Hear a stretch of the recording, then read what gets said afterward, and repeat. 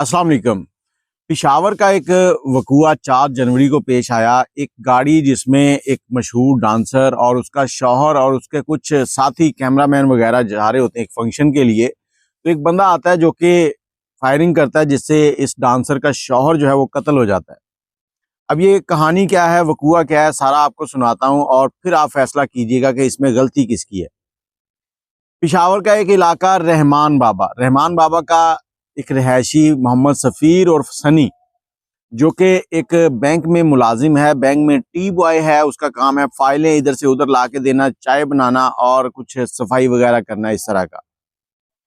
अब जो सनी है उसकी 2014 में इस डांसर लड़की के साथ, जिसका नाम साइमा है, उससे शादी होती है और शादी को अब तक 2024 तक तकरीबन 10 साल गुजर चुके हैं। 10 साल से थोड़ा सा ज्यादा अरसा है। अब होता क्या है, साइमा अपनी फैमिली के एक इवेंट के अंदर शादी में जाती है। शादी का इवेंट है और शादी में अमूमन देखा होगा कि आपने घर की औरतें जो है ना वो मिल के डांस वगैरह करती हैं। उसी डांस की इसका शौहर जो है वो एक वीडियो बना लेता है। अब वीडियो बना ली है, वीडियो इसने बैठे बैठे सोशल मीडिया पे डाल दी कि किसी को क्या पता कि ये मेरी बीवी है या कौन है, बस ऐसे ही डाल दी। जब इसने वीडियो डाली है तो वीडियो बहुत वायरल हुई।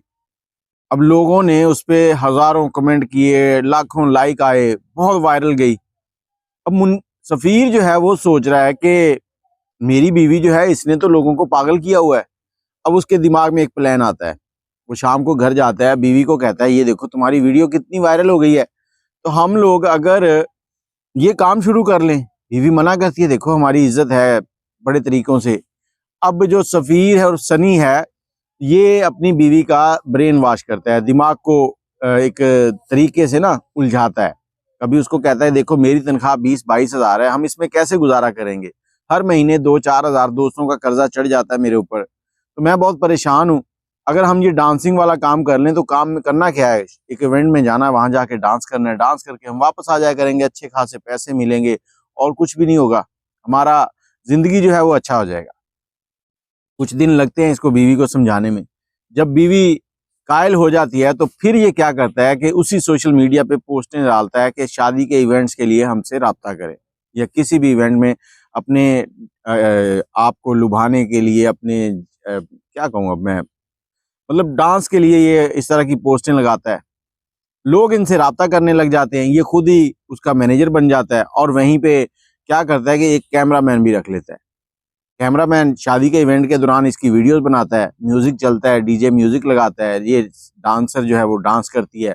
अब ये डांसर इतनी मशहूर हो गई कि हर जगह इसकी बुकिंग चल रही है। 4 जनवरी को ये मियाँ बीवी दोनों जा रहे हैं। एक जगह गाड़ी रुकती है, स्लो होती है, एक लड़का मोटरसाइकिल पे आता है, आकर फायरिंग करता है। अब फायरिंग करता है, उस फायरिंग में इस डांसर का जो शौहर है सनी, जो टी बॉय था पहले, वो कत्ल हो जाता है। पुलिस आती है, जो शूटर था वो भाग गया। इन्वेस्टिगेशन करती है, इन्वेस्टिगेशन करने के बाद लड़की से पूछती क्या मामला, तो वो बताती है कि इस तरह से मैं डांसर हूँ, मैं डांस के लिए जा रही थी, ये बंदा आया, इसने मेरे शौहर को कत्ल कर दिया, इसने मुझसे बैग छीना है, मैंने बैग नहीं दिया तो इसने फायर किया और मेरे शौहर को लग गया। अब पुलिस का दिमाग खटकता है, क्योंकि पुलिस की ना 6 आंखें होती हैं। वो देखती है कि एक डांसर जिसके पास मुफ्त का पैसा आ रहा है, वो पैसों के लिए बैग नहीं देगी, ये नहीं हो सकता, कोई ना कोई दाल में काला है। वो जो शूटर है सीसीटीवी कैमरा या इस तरह से ट्रेस करती है और उस शूटर तक पहुंच जाती है, क्योंकि वो शूटर जो था ना वो भी प्रोफेशनल नहीं था, वो अनट्रेन्ड था। उसको पकड़ लिया, पकड़कर थाने ले आया। जब उससे पूछताछ हुई तो उसने कहा जी मैंने कत्ल किया है, मुझसे करवाया गया है। किसने करवाया है जी? उसी डांसर लड़की ने, सैमा। पुलिस जाती है, रेड करती है, सैमा को उठा के थाने ले आती है। अब सैमा से तफ्तीश होने लगी। सैमा बताती है कि मैं इस तरह से घरेलू औरत थी, मेरे शौहर ने मुझे डांस करने पे लगाया, अब मैं थक चुकी हूँ, मैंने इसको बारहा कहा कि मैं डांस नहीं करना चाहती, मैं ये काम नहीं करना चाहती, तुम मुझ पर रहम करो, इस काम को छोड़ दो। ये नहीं मानता था, ये मेरे साथ गुस्सा होता था, मुझे कहता था हमें पैसे आएंगे, जिंदगी अच्छी चल रही है, डांस ही तो करना है, वहां क्या करना है, लेकिन मेरी टांगें जवाब दे चुकी थी। मैं एक प्रोग्राम में डांस कर रही थी, तो वहीं पर ये मुनीब नामी लड़का जो कि शूटर है, ये मुझे मिला और इससे मेरी नंबर एक्सचेंज हुए। उसके बाद मेरी इससे बात होने लगी, ये मुझे पसंद करने लगा, हम मिलने लगे अब हमारी चाहत यहाँ तक पहुंच गई कि ये मुझसे शादी करना चाहता था, मैं इससे शादी करना चाहती थी। इसने मुझे कहा कि तुम तलाक ले लो, तो मैंने इसे कहा कि तलाक ली तो मेरा शौहर जो है वो हम दोनों को मार देगा। तो फिर मैंने इसे कहा कि तुम मेरे शौहर को कत्ल कर दो। मैंने इसे पिस्टल लेके दिया, इसने फिर इस तरह के सारा वकूआ आपको मालूम है कि मेरे शौहर को कत्ल कर दिया।